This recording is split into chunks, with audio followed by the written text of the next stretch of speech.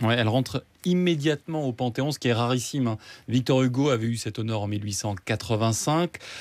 C'est très rare, et c'est très rare aussi qu'un couple rentre au Panthéon. Vous savez, la première femme panthéonisée, c'était Sophie Berthelot, et elle était entrée en tant qu'épouse du grand scientifique Marcellin Berthelot. Mais il y a 3 autres femmes qui sont au Panthéon en tant que femmes auxquelles la nation a rendu un hommage. On l'a entendu dans la bouche d'Emmanuel Macron. Et elles ne sont Donc, que 4 aujourd'hui au alors, il y a Panthéon.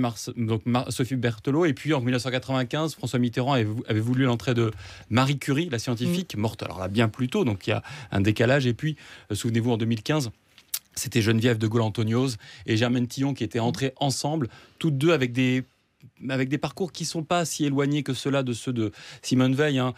Deux femmes qui ont connu l'horreur de la Seconde Guerre mondiale et qui ont ensuite eu un très long engagement civique, aux côtés notamment, pour Geneviève de Gaulle-Antoniose, des plus défavorisés, une action civique très importante. Effectivement, l'entrée de Simone Veil au Panthéon est une surprise d'une certaine manière. Et aux côtés de son mari qui, lui, est inhumé au cimetière du Montparnasse. Voilà. Et jusque-là, la famille ne voulait pas qu'ils soient séparés, donc on les emmène ensemble. Voilà, ils seront, je pense tout de même elle sera d'abord inhumée, je pense, au Montparnasse. On avait dit en tout cas qu'il y aurait le Kaddish, cette prière juive qui serait prononcée au Montparnasse, que le grand rabbin ferait son oraison funèbre au Montparnasse. Et ensuite, effectivement, apparemment, il y aura une nouvelle cérémonie, j'imagine, au Panthéon.